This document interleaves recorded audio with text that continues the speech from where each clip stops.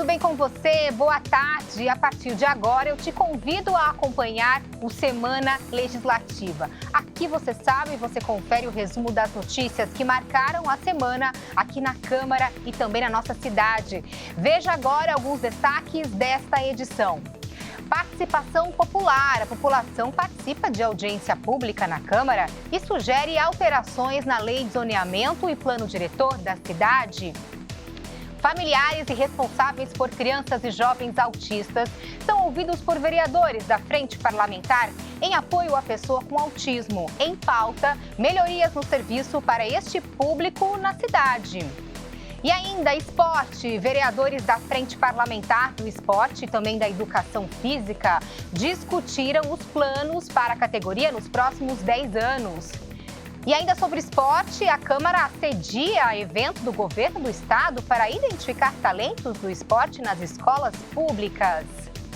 Tecnologia digital na terceira idade. Conheça o projeto de lei aprovado que institui o Programa Municipal de Inclusão à Pessoa Idosa em Comunicação Digital. E confira, os alunos da equipe de robótica de uma escola estadual do Jardim Motorama, em São José dos Campos, representaram o país em uma competição nos Estados Unidos. E essa semana foi celebrado o Dia Nacional do Livro Infantil e tem reportagem especial sobre o tema. Seja você muito bem-vindo, o Semana Legislativa está no ar.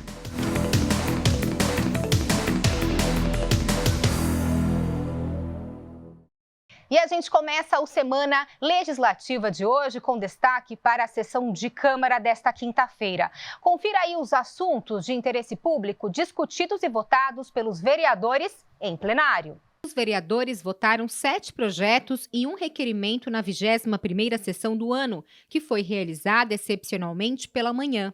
A maioria tratou de assuntos de interesse público, como mudanças de denominações de ruas, indenização a morador para desocupação diária e piso salarial do magistério. E, inclusive, sobre esse assunto, por unanimidade, os parlamentares aprovaram o projeto de lei complementar apresentado pelo Poder Executivo, que altera as tabelas de vencimento dos professores da rede municipal. O projeto prevê piso salarial nacional em R$ 4.420,55, salário válido para a educação básica, com jornada de 40 horas. O vencimento será aplicado ao salário retroativo a partir de 1º de março. Outro projeto de lei aprovado, também do Poder Executivo, autoriza a indenização a morador de bairro do Putim pela desocupação de um imóvel em área destinada à duplicação da Avenida Rodolfo Castelli. Os vereadores também apreciaram e votaram outras pautas de interesse da população. De autoria do vereador Rogério da Acacem, projeto de lei aprovado declara utilidade pública municipal e instituição que atende população em vulnerabilidade social.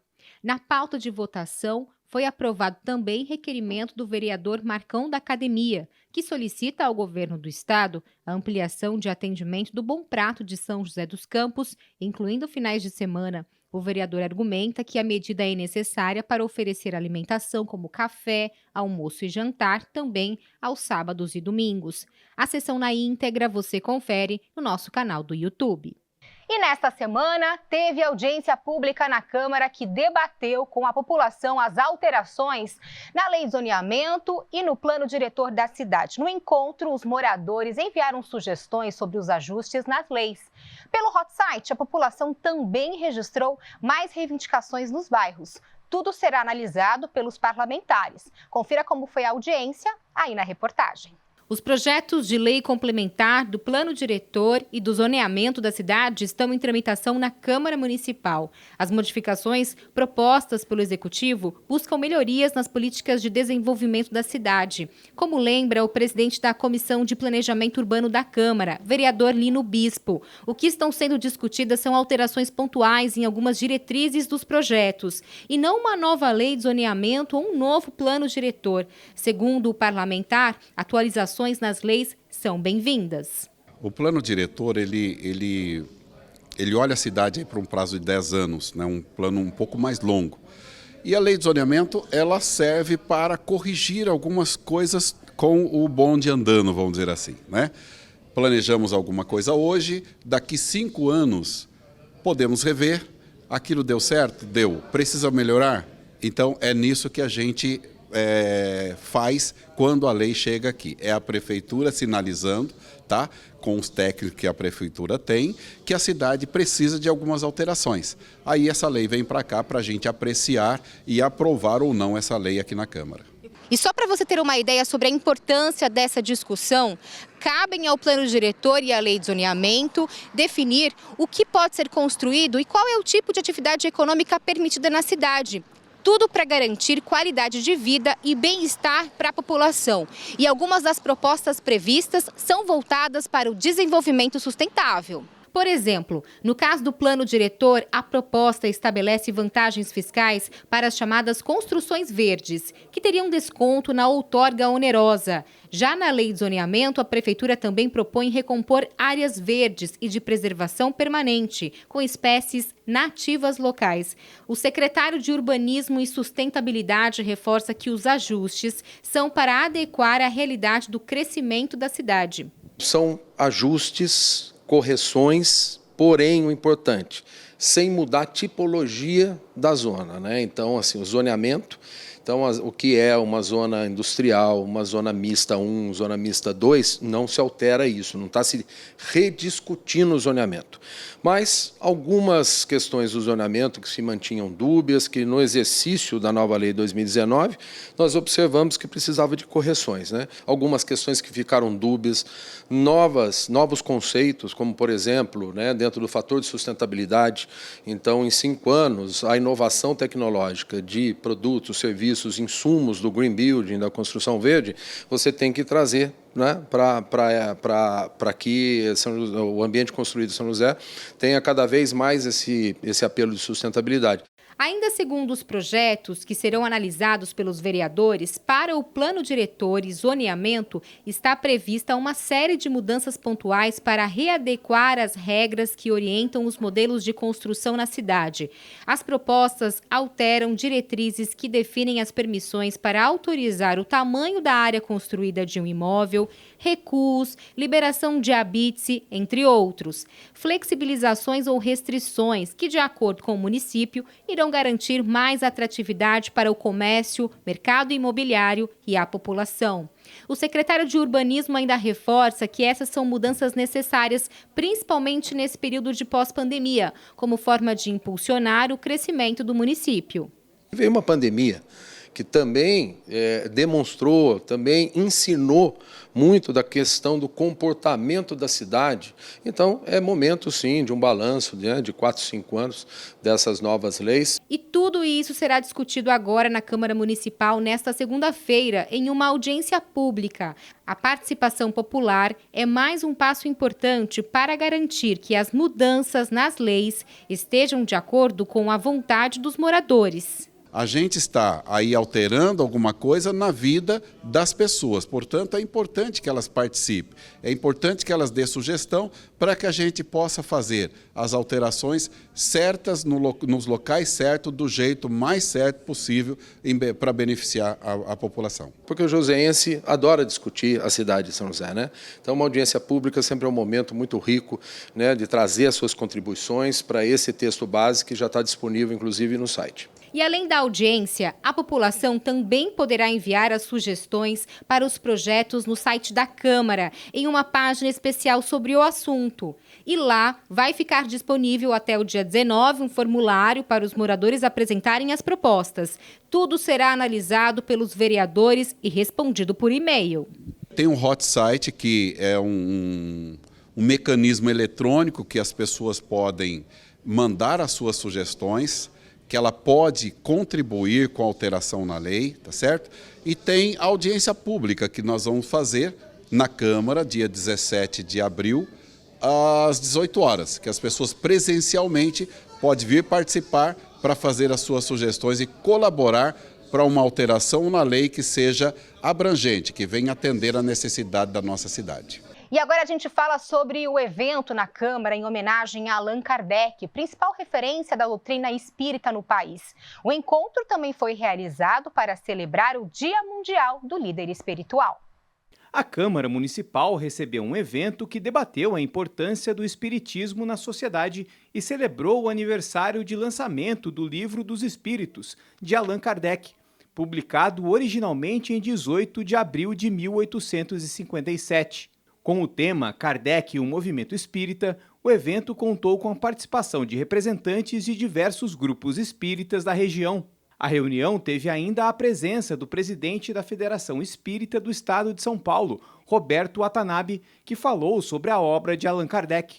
O Allan Kardec, que nós homenageamos hoje, ele de certa forma, ele organizou, estruturou tudo isso de uma forma coerente, né, de uma forma racional, para que nós, o homem do século XXI agora, possa compreender, né, melhor o significado mais profundo da nossa existência, né? E lógico que tudo isso, o Espiritismo tem como primeiro princípio a Deus, né? Então também o papel do Criador, né, em todo esse universo em que nós vivemos. O evento também celebrou o Dia Municipal de Allan Kardec, que é comemorado desde 1996 e surgiu de um projeto de lei de autoria do ex-vereador Aloysio Petit, pai de Fernando Petit, que esteve no encontro. Para o parlamentar, a data é importante para a conscientização sobre a doutrina. É importante fortalecer a religião, como qualquer outra religião, mas combater o preconceito que ainda, infelizmente, existe. Então, você fortalece, traz jovens e faz com que outras pessoas também acompanhem um pouco dessa realidade. Na opinião do vereador, a Câmara tem um papel importante na abertura do debate sobre a diversidade religiosa. A gente mostrou e mostra que você tem que ser livre de preconceitos, então fortalecer a religião como qualquer outra, né? Hoje a gente está falando de espiritismo, é fundamental, e também a base do amor ao próximo. Todas as ações que você tem, tanto na política, né? A gente aqui falando de Câmara Municipal, como qualquer função profissional que você tem que respeitar o próximo, né? O amor à frente de tudo. Roberto Watanabe tem opinião semelhante. Para ele, eventos como esse podem apresentar o espiritismo a quem ainda não tem pleno conhecimento sobre essa doutrina. O espiritismo trabalha muito a questão moral também, né? Quer dizer, como nós devemos ser fraternos, né? Como nós, uns com os outros, como nós devemos trabalhar a nossa transformação moral. Quer dizer, então essa parte se aplica a toda e qualquer religião, toda e qualquer crença, né? Então acho que isso é um ponto em comum que nós temos com as demais religiões. Agora a gente muda de assunto aqui no Semana Legislativa. Agora a gente fala sobre os vereadores da Frente Parlamentar em apoio à pessoa com autismo, que ouviram familiares e responsáveis de crianças e jovens autistas no plenário da Câmara. Relembre como foi esse encontro. Na primeira reunião do ano, a Frente Parlamentar em apoio à pessoa com autismo recebeu no plenário da Câmara pais e familiares para discutir o atendimento realizado na rede pública. O objetivo foi ouvir as demandas e sugestões para identificar as principais necessidades dos autistas, em especial nas áreas da saúde e educação. Nós reunimos entre os vereadores dessa comissão, dessa frente parlamentar, que aí é composta por mais de 11 vereadores, e resolvemos, na primeira, com a pauta de escutar as famílias, escutar aqueles que estão todo dia com as pessoas com autismo e que sabe a real necessidade e sabe qual o caminho que as políticas públicas do nosso município têm que trilhar, né? Entender o que está sendo feito, se está sendo feito com qualidade, se tá faltando algo, se tem que ter alguma adaptação, né? Tanto do poder público como até dos setores privados, né? da sociedade, e ver com que forma a gente pode construir. Escutamos muitos pais, muitas demandas. Eu acho que a Frente Parlamentar tem bastante trabalho aí pela frente e nós estamos acolhendo, já acionando a todos os órgãos competentes que nós temos que acionar, e os caminhos agora vão trilhar de acordo com as demandas da população. Uma das principais reivindicações dos familiares durante a reunião foi para a melhoria no acesso à educação. Os pais relatam a falta de um especialista para o acompanhamento dos autistas. Auxiliares de escola. Gente, ainda tem algumas que não estão preparadas, tá? Eu preciso do apoio de vocês com os auxiliares. As auxiliares estão saindo às 16 horas. Tem crianças que a escola liga pedindo para os pais irem buscar, pois os professores não conseguem ficar com ela. Então essas são minhas pautas. Urgente. Participaram do encontro os vereadores Dr. José Cláudio, Milton Vieira Filho, Renato Santiago, Dulce Rita, Marcão da Academia, Fernando Petiti, Amélia Naomi e Júnior da Farmácia. A intenção dos parlamentares é que, com os apontamentos da população, a frente possa fazer um diagnóstico sobre os desafios e dificuldades para garantir a inclusão da pessoa com autismo na cidade. A frente tem um papel fundamental de cobrar agora o poder público, né, a atual gestão, de melhorias, de que as coisas possam sim acontecer de fato, para que as pessoas que são portadoras do TEA, do transtorno do espectro autista, elas venham ter sim os seus direitos garantidos, tanto na saúde, no atendimento de fono, de neuropediatria. Eu acho que é muito importante o tema, ele é amplo, né? Nós, como vereadores, não somos especialistas, por isso nada mais justo do que estar ouvindo quem de fato está na ponta ali, que são os pais, né, que vivenciam o dia a dia, né, ali os seus desafios, enfrentando e vencendo cada um deles, né. No encontro, os familiares ainda pediram esclarecimentos em relação à emissão dos laudos que atestam o transtorno do espectro autista. Também pediram orientações em relação ao atendimento neurológico. A frente parlamentar acompanhou as demandas e os vereadores vão apurar os questionamentos. Na próxima reunião, a frente deve ouvir novamente pais e responsáveis para traçar um diagnóstico sobre a importância do atendimento adequado nas escolas. Os vereadores irão convidar a Secretaria de Educação para participar do encontro. Então, eles são convidados, eu acho que é interesse deles melhorar a qualidade, eles devem estar aparecendo aqui. Vai ouvir o que está acontecendo, porque o termômetro são essas mães, que essas mães são umas guerreiras, elas que ensinaram o que é pra gente, o que é TEA em todas essas reuniões. Elas são muito resilientes, essa palavra da moda, elas são exemplo da palavra chamada resiliência. Agora vamos falar sobre qualificação profissional. Você sabia que a partir de agora o programa Agente Cidadão, promovido pela Fundas, vai oferecer mais vagas para jovens que buscam uma qualificação profissional? Notícia boa, né, pessoal? E olha, a mudança vem a partir de um projeto de lei aprovado na Câmara que ampliou de 100 para 500 o número de inscritos. Confira aí essa novidade. O Rafael e a Hilary fazem parte do programa Agente Cidadão há 2 meses. É um programa de capacitação profissional que já tem feito a diferença na vida deles. Os dois estão trabalhando no Paço Municipal, na área administrativa. Com a oportunidade, o Rafael já tem planos para o futuro. Hoje eu estou aqui na área administrativa, nessa experiência, né? E eu pretendo ir para a aeronáutica e lá, com essa experiência que eu estou tendo aqui agora, vai me agregar muito. Porque trabalhando com o público, a gente consegue passar por tudo, né? Falar com todo mundo, sem medo, sem nada, e isso espero que me ajude muito. Já a Hilary quer cursar psicologia e a rotina do trabalho tem ajudado a melhorar a comunicação, principalmente com os colegas de trabalho. Até lá, ela pensa em se especializar em novos cursos ainda na área administrativa. Me ajudou muito na área da comunicação, porque eu tinha muita dificuldade de me comunicar, de me soltar e me abrir para as outras pessoas, e aqui eu estou trabalhando nisso. Eu quero fazer curso técnico de administração quando eu sair daqui, depois ir para a faculdade e aí depois entrar na minha área. O programa Agente Cidadão tem como objetivo inserir jovens entre 16 e 19 anos na carreira profissional. Serve de porta de entrada para o primeiro emprego, oferecendo oportunidades nas áreas de recursos humanos, finanças, compras e comunicação. Antes, o programa oferecia 100 vagas a jovens que buscam se profissionalizar, mas agora, a partir de um projeto aprovado na Câmara, vai ser possível atender mais inscritos. Com a proposta, o número de vagas vai passar para 500. Ampliando o programa, nós vamos dar mais oportunidade a outros jovens e assim fazer com que o currículo dele seja engrandecido e ele possa, quando se lançar ao mercado de trabalho, ter mais chances de conseguir seu primeiro emprego. O programa ainda prevê contrapartida financeira no valor de R$ 400 por mês, vale transporte e uniforme. A proposta foi bem recebida pela Câmara Municipal, que defende políticas públicas de apoio à capacitação profissional de jovens e adolescentes. A gente tem mais 400 jovens com uma renda, levando para casa, podendo ajudar na família ou comprando suas próprias coisas aqui na cidade, fomenta também o nosso comércio, né?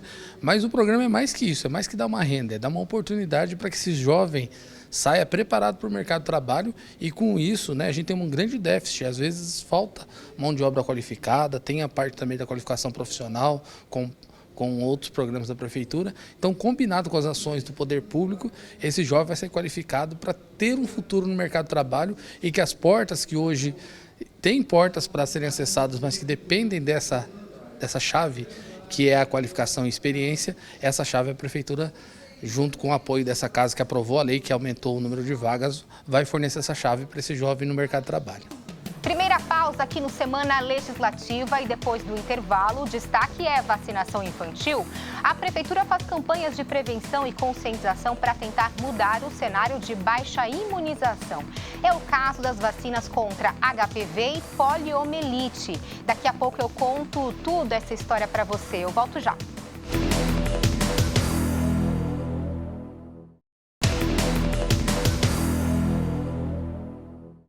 De volta com o Semana Legislativa, hora de conferir a sessão na Câmara desta terça-feira. Os vereadores discutiram diferentes assuntos, viu? Dá só uma olhada. Na 20ª sessão do ano, os vereadores apreciaram e fizeram a leitura de diversos documentos, a maior parte formada por indicações e requerimentos pautados no interesse público. Eram solicitações para limpeza de ruas, reparos em calçadas, podas de árvores, troca de lâmpadas, tapa-buraco, além de rondas policiais em diversos bairros. Já durante o Pinga-Fogo, momento em que os vereadores vão à tribuna para tratar de assuntos de interesse público, os temas em destaque foram fiscalização, transporte público, esporte e a cobrança por melhorias. O vereador Marcelo Garcia comentou sobre o milagre de uma joseense que nasceu prematura e após 93 dias recebeu alta e está com os pais com muita saúde. O parlamentar também agradeceu a todos os profissionais que acompanharam a bebê. Já o vereador Tomás Henrique usou a tribuna para defender a autonomia parlamentar nos debates e opiniões em plenário. Ainda argumentou que vai manter o papel de fiscalizar as ações públicas e tecer cobranças nas redes sociais. No tema da fiscalização, a vereadora Dulce Rita apresentou vídeos de moradores que pediam obras e serviços de manutenção pública em diversos pontos da cidade. Dulce também cobrou medidas do poder público para ajudar uma senhora que cuida sozinha de 4 netos. O vereador Rafael Pascucci também comentou sobre ações de fiscalização. Ele informou sobre uma visita que fez a poliesportivos da cidade, sendo que um deles recebe um projeto que é fruto de uma lei apresentada pelo vereador para incentivar a prática do skate. Ainda sobre o esporte, Pascucci mencionou os destaques da 2ª Copa Popular de Futsal. Outro parlamentar a cobrar melhorias para a cidade durante o Pinga-Fogo foi Roberto Chagas. O vereador exibiu um vídeo de problemas de abastecimento de água no bairro Taquari, além de buracos nas ruas. Chagas mencionou que vai continuar a cobrar o poder público para que os reparos sejam realizados. Já a vereadora Amélia Naomi também cobrou ações do poder público para resolver problemas de infraestrutura em alguns pontos da cidade. Vídeos com depoimentos de moradores foram apresentados, apontando questões como mato alto, lixo e superlotação de ônibus. A vereadora Juliana Fraga também fez reclamações sobre o transporte público e a situação da rodoviária de São José. Um dos questionamentos levantados pela parlamentar foi a nova licitação do transporte público que recebeu apontamentos da Justiça. Segundo Juliana, é preciso que haja transparência no processo. Sobre a questão da superlotação dos ônibus, o vereador Renato Santiago informou que fez uma indicação para ampliar algumas linhas e resolver o problema. Ainda segundo Renato, a nova licitação do transporte público está travada por questões judiciais. Um ofício lido em plenário, assinado pelos vereadores da base, ainda pedia mais aumento da frota.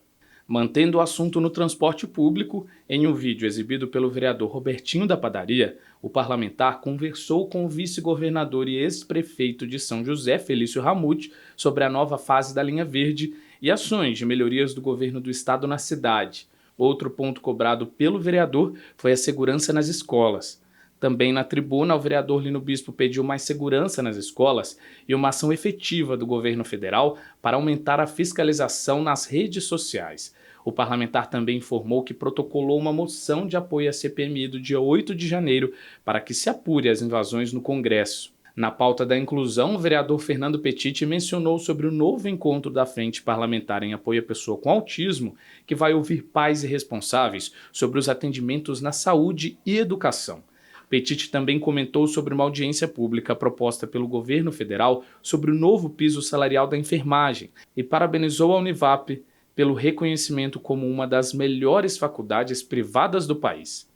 Já sobre a saúde, o vereador Dr. José Cláudio informou sobre uma visita que fez à Assembleia do Estado para pedir emendas parlamentares ao Hospital do GAC e ao Hospital Pio XII. O parlamentar também comentou sobre uma visita que fez ao bairro Jardim do Lago para cobrar melhorias e também o pedido para a construção de um restaurante Bom Prato na região norte de São José. O pedido sobre o novo Bom Prato também foi apontado pelo vereador Walter Hayashi, que destacou a importância do local para a região norte. Walter também fez um histórico sobre as gestões passadas em São José e as conquistas para a cidade. Outro vereador que levantou o tema da construção de um novo Bom Prato para São José foi Marcão da Academia, um pedido que, segundo o parlamentar, já vinha sendo discutido nos últimos anos. Marcão também mencionou sobre uma reunião com forças de segurança e representantes de escolas públicas e particulares para orientar as instituições sobre o trabalho de proteção dos alunos. O vereador ainda parabenizou destaques do esporte da cidade. A sessão na íntegra você confere no nosso canal do YouTube.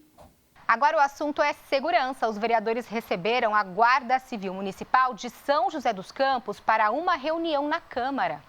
A Câmara recebeu um encontro que reuniu os vereadores e membros da Guarda Civil Municipal de São José. Em pauta, reivindicações para melhoras nas condições de trabalho dos servidores da GCM. Durante o encontro, o guarda Pedro Lima, que foi atacado em uma escola na zona leste da cidade, fez seu relato sobre o ocorrido. Na reunião, foi apresentado e entregue aos vereadores um documento com diversas reivindicações: aumento efetivo, aumento do número de guardas que fazem a segurança nas escolas, abertura de concurso para a contratação de mais guardas, projetos de plano de carreira e melhoria na qualidade de trabalho. Os vereadores presentes na reunião assinaram um documento que deve ser entregue ao Poder Executivo. E como combinado, a gente fala agora sobre a baixa adesão a vacinas em crianças. É o caso da imunização contra HPV e poliomielite, que está abaixo do ideal em São José dos Campos. E a estratégia agora da Prefeitura é fazer campanhas de prevenção e conscientização para tentar mudar esse cenário, viu? A cobertura vacinal no Brasil teve quedas nos últimos anos. E um dos públicos mais afetados são as crianças. Doenças erradicadas no país, como sarampo e poliomielite, voltaram a ser preocupação. Dados do DataSUS, do Ministério da Saúde, apontam que nas taxas gerais do esquema vacinal infantil brasileiro, apenas 60,7% do público foi alcançado. Em São José, a adesão à vacina também gera preocupação. Olha, a gente teve uma melhora em relação a 2021 para 2022, mas não foi satisfatória. Tanto é que a gente tem um plano de cobertura, de aumento de cobertura vacinal, é uma estratégia da Secretaria de Saúde para melhorar essa adesão. O que a gente tem que fazer? Vacinação em bolsões de não vacinados, ofertar vacina no maior número, aumentar o número de unidades que oferecem vacina até mais tarde, fazer busca ativa de faltosos. E uma pesquisa publicada pela Organização Mundial da Saúde coloca o Brasil entre os 10 países com menor cobertura vacinal no mundo, longe do índice ideal de 90%. Como apontam os especialistas, fora do índice preconizado, os riscos dos surgimentos de doenças virais aumentam, o que pode provocar alta na transmissão de doenças e até mesmo internações. Na história, você sabe que as crianças morriam por doenças infecto-contagiosas. Hoje diminuiu muito, mas se as crianças continuarem não se vacinando, a gente volta a ter. O que voltou a ter? Voltou a ter sarampo, voltou a ter febre amarela. O que a gente não quer é poliomielite nessas crianças. A gente que é de uma geração que viu polio, viu amigos terem polio, viu amigos sequelados, eu não quero isso para essas crianças novamente. A Câmara tem trabalhado para construir estratégias de incentivo à imunização. Um exemplo é o projeto aprovado que cria na cidade uma campanha anual para reforçar a importância de atualizar a caderneta de vacinação. Para a vereadora Dulce Rita, membro da Comissão de Saúde, ações de conscientização são necessárias. A gente tem que estar com esses números, a gente tem que estar entendendo o que está acontecendo, que saúde não se faz sem dinheiro. E a gente quer saber também, enquanto nós, legislação, nós, vereadores, nós temos duas funções, que é legislar e fiscalizar. Nós precisamos fiscalizar de maneira adequada, que esse dinheiro está sendo empregue nas necessidades reais do município. Outro ponto importante é o combate a informações falsas, que foram agravadas a partir da pandemia do coronavírus. A coordenadora do programa de imunizações da Prefeitura reforça que é preciso criar estratégias para os pais voltarem a levar seus filhos aos postos de saúde. A combater essas informações erradas sobre a vacina, umas pessoas, assim, além das fake news, as pessoas têm uma ideia errada que você não tendo a doença, você não precisa se vacinar. E pelo contrário, eu só não tenho a doença porque eu vacino e tenho altas coberturas vacinais. E não perca a oportunidade de se proteger. São José está com campanhas em todas as UBSs para a imunização da gripe e a bivalente da Covid-19. No site da Prefeitura, no portal de vacinação, também é possível atualizar sobre o calendário do esquema vacinal do Ministério da Saúde. Campanhas que, de acordo com a vereadora Dulce Rita, precisam receber mais investimentos. E divulgando os números, falando com a população, alertando os perigos que elas correm, que a população corre, e estar junto da população e acompanhando esses números, e sempre que pudermos estar junto e delatando. Nós temos também que mostrar esses números para a população. Agora vamos falar sobre inclusão digital para a terceira idade em São José dos Campos? Pois é, você sabia que tem um projeto de lei aprovado do vereador Júnior da Farmácia que institui o Programa Municipal de Inclusão à Pessoa Idosa em Comunicação Digital. Confira os detalhes aí na reportagem. Hoje em dia todo mundo está assim, sempre com o celular na mão, seja para trabalhar, para se divertir ou até pagar as contas. E um dos grandes desafios do envelhecimento é acompanhar essas mudanças tecnológicas. Atento a essa dificuldade, um projeto de lei aprovado de autoria do vereador Júnior da Farmácia cria o Programa Municipal de Inclusão da Pessoa Idosa em Comunicação Digital. A ideia é fomentar isso dentro da própria casa do idoso, que é um equipamento que a prefeitura já tem na cidade, né, em funcionamento. Então, fortalecer esse elo entre o serviço prestado, né, e a realidade digital hoje do dia a dia, né. A gente não consegue se ver sem um celular na mão, ou um smartphone, ou um tablet, alguma coisa digital que a gente vá tocar o dia a dia. A comunicação através de canais digitais tem sido cada vez maior. Esses meios são muito usados para reduzir distâncias entre as pessoas. Porém, ao mesmo tempo, a tecnologia pode isolar aqueles que têm dificuldades de usar esses equipamentos. Por isso, a inclusão digital e o engajamento da família é tão importante para a qualidade de vida dos idosos. As aulas de informática, de smartphone, plantão de dúvida, busca exatamente isso, incluir o idoso na sociedade e trazer também ferramentas para que ele possa lidar com esse processo.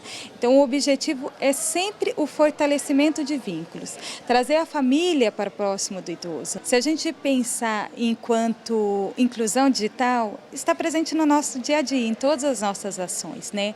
E também você tem essa possibilidade de trabalhar as diferenças entre as gerações, né? O neto, ensinar os avós como mexer e trazer também que é uma realidade diferente, mas muito possível. Além da problemática da exclusão e do etarismo, que é a discriminação de pessoas de outras idades, o programa pensa em outra preocupação, os golpes. Uma pesquisa da Federação Brasileira de Bancos revelou que 70% dos idosos não se sentem seguros na internet. Segundo o vereador Júnior da Farmácia, a lei também quer atender esse problema e capacitar os idosos a usarem o celular e o computador com mais tranquilidade, sem correr o risco de cair em golpes. Às vezes ele vai receber alguma coisa lá no seu WhatsApp, por exemplo, ele tem que ter aquela despertar, opa, o que é que eu estou recebendo? Eu posso abrir esse link? Se eu abrir esse link e começar a pedir alguns dados, eu posso fornecer? O porquê não fornecer? Então, trazer essa segurança para ele não cair nos golpes que a gente vê no dia a dia, né? Então, a ideia é essa mesmo, justamente o idoso ter essa segurança, né? Além de poder fazer a prática do dia a dia de usar o seu telefone, mas também ter uma segurança digital. A dona Laila é uma das pessoas que participou dos cursos de informática e smartphone disponibilizados pela Casa do Idoso. Ela conta que hoje se sente mais confiante e usa a internet para várias coisas, desde compras até para falar com a família. Ajuda muito, aproxima mais, né? Você sabe pelo menos assim, o que é mais certo, o que não é para você poder estar fazendo, porque às vezes vem coisas ali no celular que não são adequadas e que você já nem precisa, né, dar uma continuidade para aquilo e busca coisas assim, mais certeza, sabe? Você mexe com mais coragem, com mais convicção, vamos dizer assim. A cada dia que passa, o mundo fica mais tecnológico. Muita coisa nova está por vir e nossa vida vai estar cada vez mais digital. Muita gente não consegue acompanhar essas mudanças, e aí que entra a nossa responsabilidade como cidadãos. Precisamos cuidar de quem tem mais dificuldade em lidar com as tecnologias. A gente quer fazer essa inclusão digital. Tem idoso que tem a facilidade de mexer com a tecnologia? Tem, lógico, mas a gente sabe que tem vários que têm dificuldade. Então, é fazer essa inclusão digital mesmo para o tempo moderno, né? O dia a dia nosso é digital. Vamos falar agora de esporte. No Semana Legislativa, a Câmara foi sede de um evento do governo do estado, que reuniu secretários municipais da pasta de diversas cidades do Vale do Paraíba e Litoral Norte. Na pauta, um programa que prevê investimentos na formação de novos atletas. Os detalhes na reportagem para você. Formar atletas e investir na educação. Esse é o objetivo do programa São Paulo Olímpico, do governo estadual, que foi apresentado na Câmara a todos os secretários de esportes da região e Litoral Norte. O evento contou com a presença de profissionais do Conselho Regional de Educação Física e do vereador Milton Vieira. De acordo com as diretrizes apontadas, o projeto busca desenvolver o potencial esportivo e social dos alunos. Na área escolar, na etapa escolar, a gente tem os valores morais, os valores éticos bons do esporte, respeito, disciplina, companheirismo, senso de equipe, sociabilidade melhor. Na fase em que a gente vai ter um treinamento um pouquinho mais elevado para jovens, para adolescentes, a gente vai ter a oportunidade de um treinamento mais orientado, mais específico para modalidade.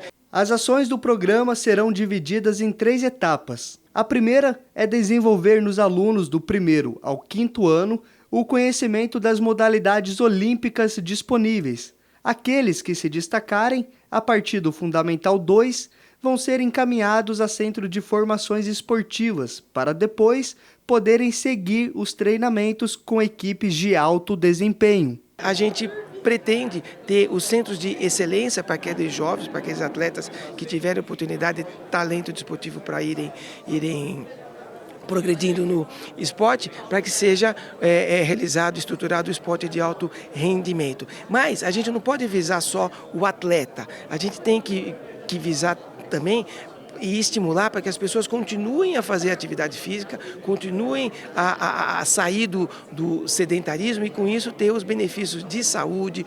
Ao todo, 150 milhões de reais serão investidos pela gestão estadual para a implantação do projeto, que inicialmente deve alcançar 10 municípios, mas a expectativa é até que o final de 2023, 60 municípios sejam contemplados com o projeto. E para isso acontecer, um fato importante são as cidades atualizarem os indicadores do censo esportivo para comprovar a capacidade dos municípios em questão de infraestrutura de receberem os equipamentos públicos. O Vale do Paraíba e Litoral Norte, se realmente trouxer e contribuir com esse senso esportivo, apresentando o impacto, a abrangência, os equipamentos que se tem nessa região e tudo isso, rapidamente vai se concluir que nós temos sim, e temos que estar na próxima etapa dos investimentos. Além da entrega de equipamentos esportivos para as cidades, está previsto no programa a capacitação dos profissionais de educação física, em um treinamento que seria aplicado em parceria com o SESI. A proposta é preparar os alunos para a disputa dos eventos esportivos do governo, como os Jogos Abertos do Interior e os escolares. Então, soma com um trabalho que São José dos Campos já realiza com o esporte escolar, e o Estado vem com essa leitura também, potencializar, porque nós sabemos que o grande acesso às atividades esportivas estão nas nossas escolas. Então, comunga já com o objetivo que São José dos Campos realiza. A Câmara de São José tem trabalhado para contribuir com políticas públicas sobre o tema. Um exemplo é a aprovação do projeto de lei que estabeleceu em São José o programa Escola Ativa, que desenvolve em contraturno escolar um incentivo à prática esportiva. Para o vereador Milton Vieira, o programa do governo vem somar na qualidade de ensino e, quem sabe, revelar atletas para representar a cidade nas Olimpíadas. Hoje o esporte ele vai trazer disciplina, ele vai trazer qualidade de vida para as crianças, para os adolescentes do nosso estado, da nossa região. Eu acho que toda iniciativa, partindo principalmente do poder público, do governo do estado, dos governos regionais, levando informação, proporcionando, né, que os nossos jovens tenham sim condições de poder estar ali sendo representantes do futuro do esporte da nossa região, é muito importante. Eu acho que parte dentro de um programa, de uma iniciativa, né? Tudo tem um start, um começo. E na volta do intervalo, a gente continua falando sobre esporte, tá bom, pessoal? Eu te mostro como foi a reunião da Frente Parlamentar do Esporte e da Educação Física e do Conselho Municipal para discutir os planos para a categoria nos próximos 10 anos na cidade. O intervalo é rapidinho.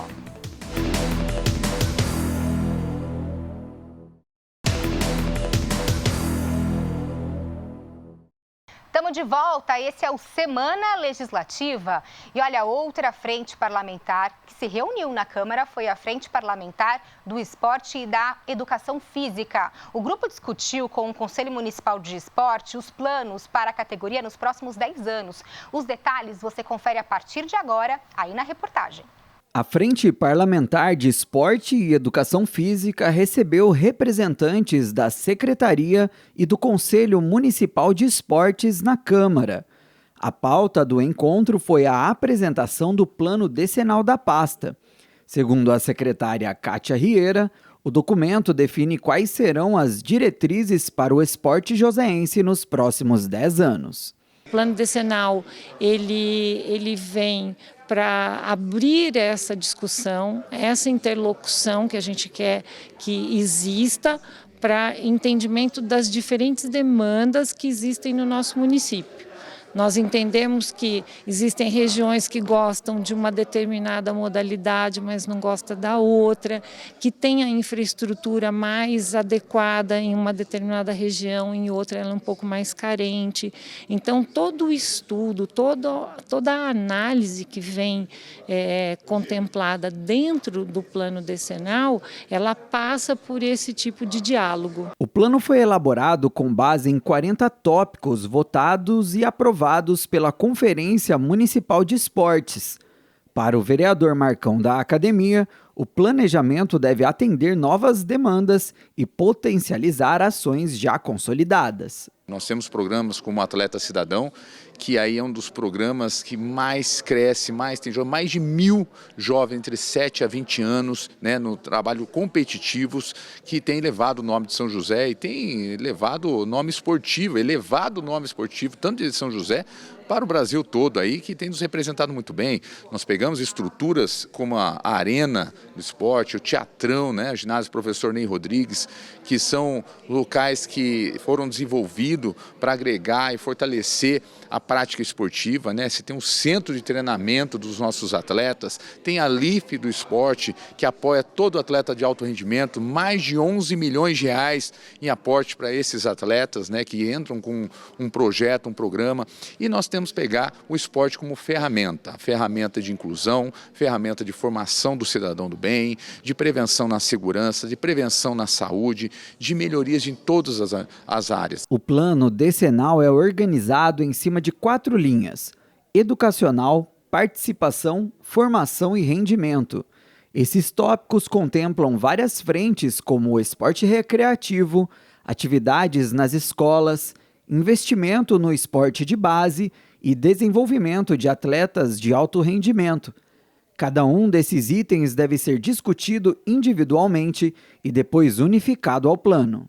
São 72 itens, né, apresentados aqui, e agora nós vamos partilhar esses itens e começar a discutir parcialmente, né, pontualmente, tudo que está dentro desse plano, como a lei de incentivo fiscal, os programas esportivos elaborados, o esporte de alto rendimento, o esporte escolar, o esporte comunitário, são todos itens que fazem parte do plano decenal, que nós vamos discuti-los separadamente. Já existe um projeto de lei de minha autoria, de 2022, que institui o plano decenal como lei.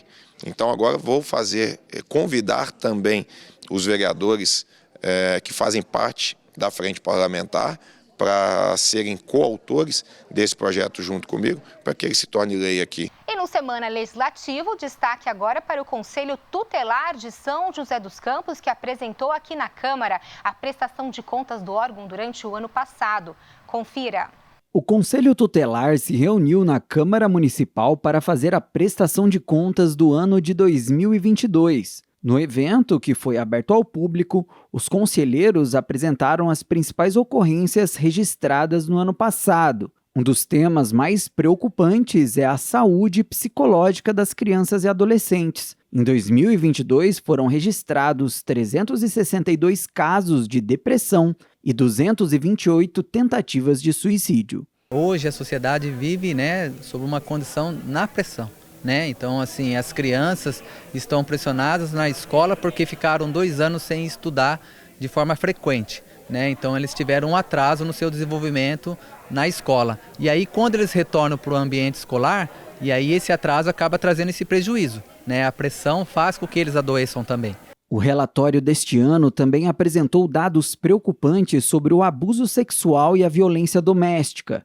Apesar dos registros terem tido uma leve queda em comparação a 2021, o número continua alto. Em 2022, foram 797 casos de violência sexual e 821 casos de agressão física. As informações estão chegando mais às pessoas, conscientizando as pessoas das maneiras que deve ser denunciado.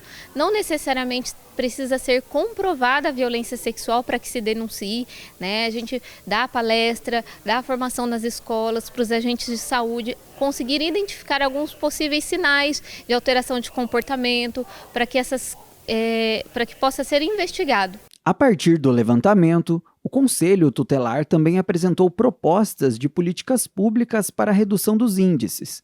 O objetivo da prestação de contas também é fomentar a criação de soluções para a garantia dos direitos das crianças e adolescentes. O Conselho Tutelar está funcionando na base como um órgão que está oferecendo dados estatísticos e uma espécie de radiografia, uma espécie de diagnóstico. Agora, o prognóstico, o que vai se fazer, a gente entende que o Conselho Municipal de Direitos da Criança e do Adolescente, que é responsável pelo controle da política, tem que se debruçar sobre isso, e o poder público também.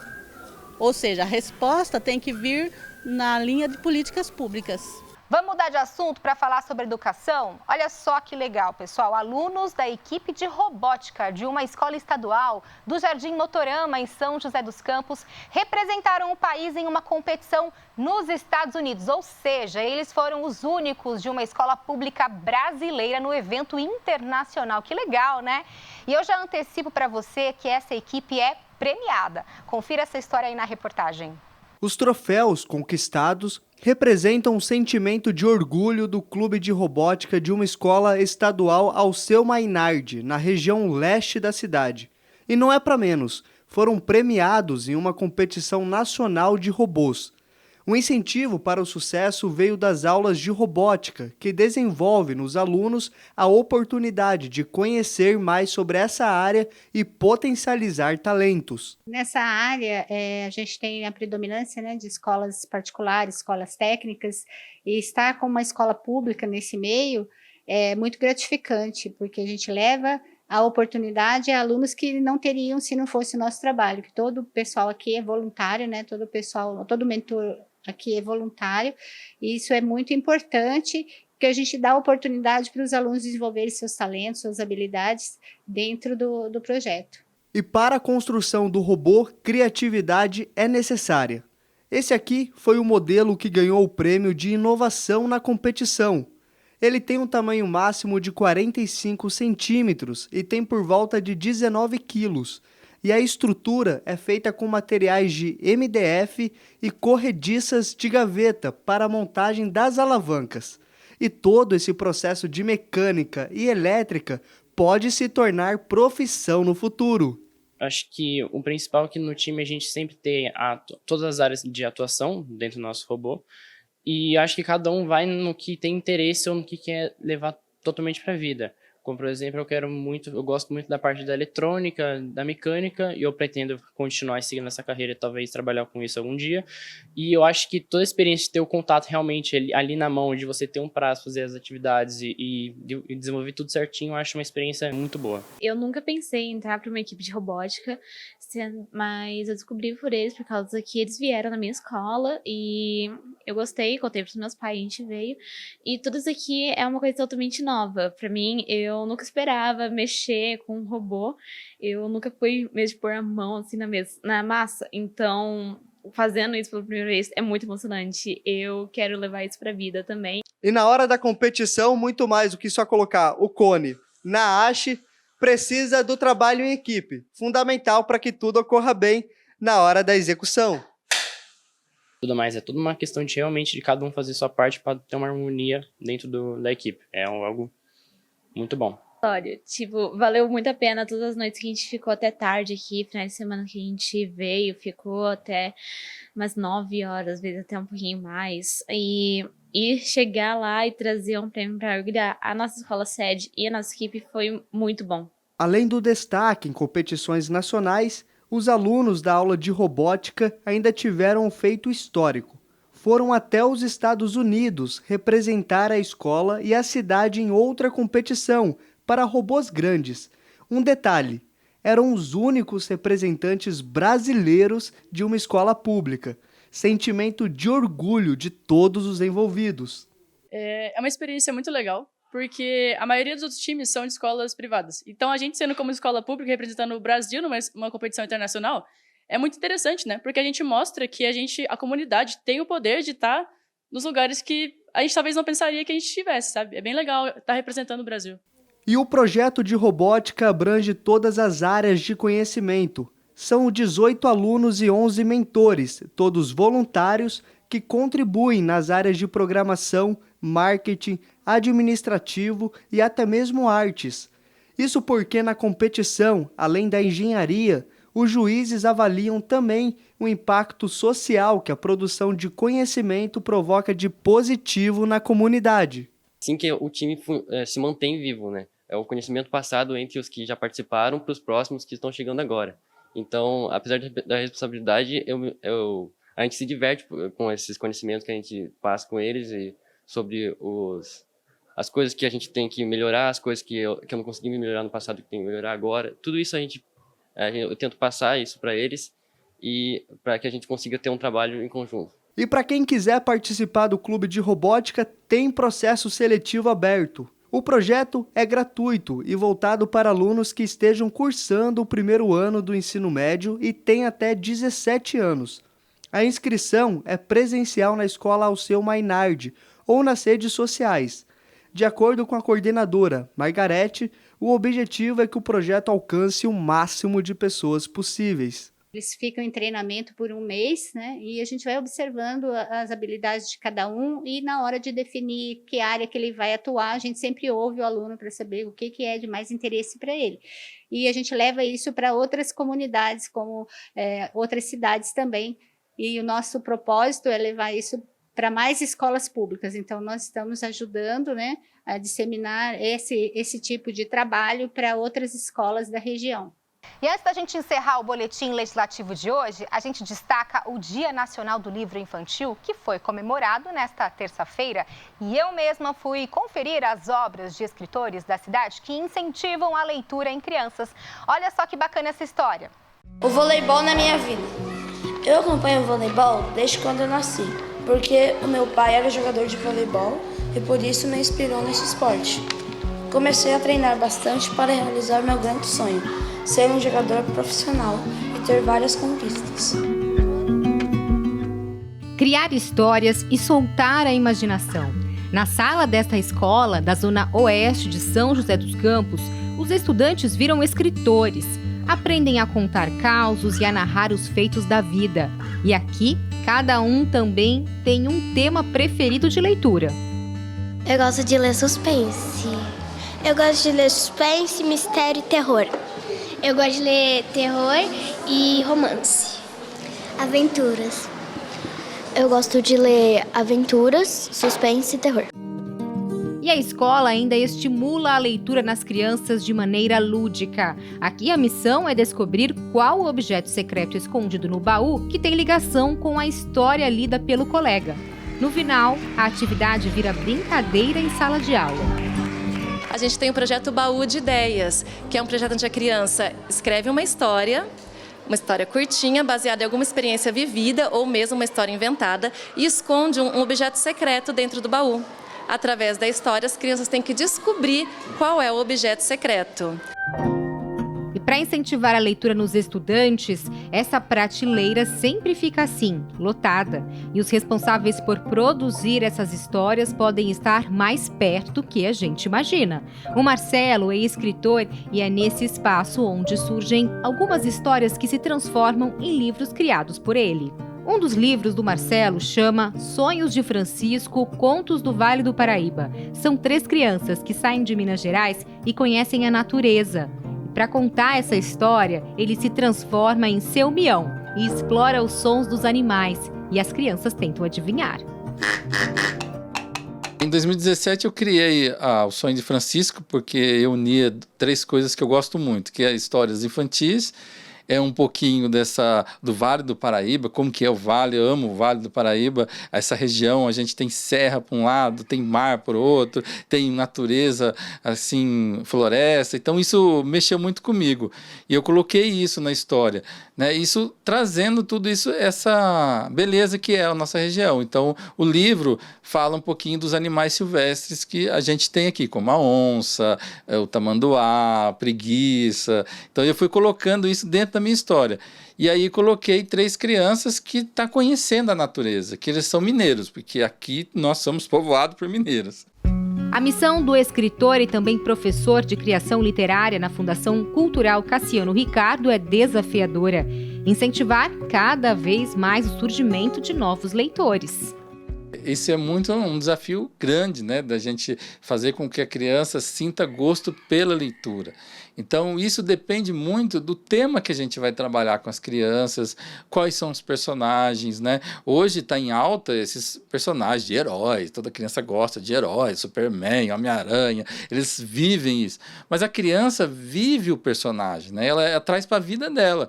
Então, quando a gente cria um personagem, no meu caso, eu crio os animais, trago esses animais para elas se interessam, quer saber o que vai acontecer com o animal. Então eu às vezes coloco um suspense, e isso é um incentivo para a criança ler, porque ela vai querer a história, né? Ela vai querer entrar na história. E o Marcelo não é o único escritor do Vale do Paraíba que incentiva a literatura infantil. Quer ver só? Lulu quer brincar o livro de receitas contadas para toda a família. E essa é a história que a gente vai contar a partir de agora com a escritora Verônica e a filha Clarice. Vamos lá? Na cachoeira de suco de laranja ela vai descer, uma xícara só, não pode esquecer. A Lulu descendo na xícara. Quando a Verônica se tornou mãe, também virou escritora. A filha Clarice, de 3 anos, foi quem logo despertou esse desafio nela. Ela, então, uniu os momentos de cozinha ao lado da pequena com a vocação contar histórias. E o livro foi pura dedicação. Fez tudo à mão. Ela estruturou página por página, fez a parte gráfica e tirou do papel neste ano.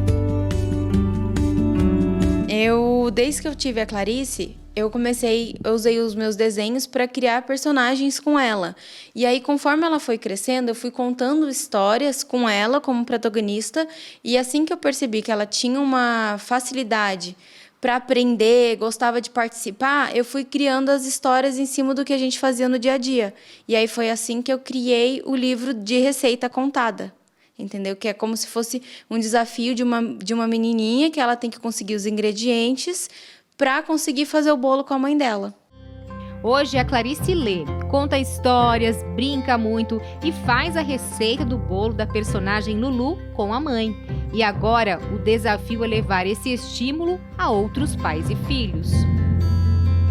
É muito gratificante quando eu compartilhei para algumas pessoas ao meu redor, algumas delas são professoras e elas já colocaram na escola. E aí uma mãe pediu, né, você pode me dar uma cópia desse livrinho? Meu filhinho falou, né, eu tenho uma tia minha que ela dá aula em escola de criança e ela adorou a ideia. E eu acho que é importante também, porque às vezes os pais eles não sabem como ter esse contato do livro com os filhos, né? E de repente esse livro de receita seja mais fácil de uma mãe ou de um pai que gosta de cozinhar inserir também o filho nesse momento.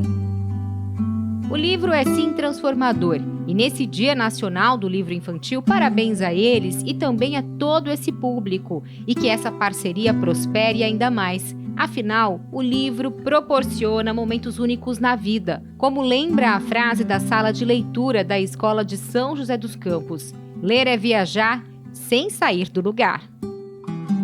Uma criança que lê, ela desenvolve a capacidade de concentração, de atenção, raciocínio. Uma criança leitora, ela vai ter uma escrita muito melhor, ela vai ter mais habilidades para a resolução de problemas. A leitura também trabalha questões emocionais. Então, uma criança pode experimentar e vivenciar o medo, a angústia, a alegria, a tristeza, a raiva, através de uma leitura. Como diz José Saramago, é uma forma do adulto, de qualquer um que lê, você está em outro lugar sem sair do lugar. E o Semana Legislativa chegou ao fim. Olha, muito obrigada, pela sua companhia. Mas te convido a continuar ligado aí na programação da TV Câmara. Eu volto segunda com mais notícias da Câmara e também da nossa cidade. Bom fim de semana e feriado para você. Beijo. Tchau.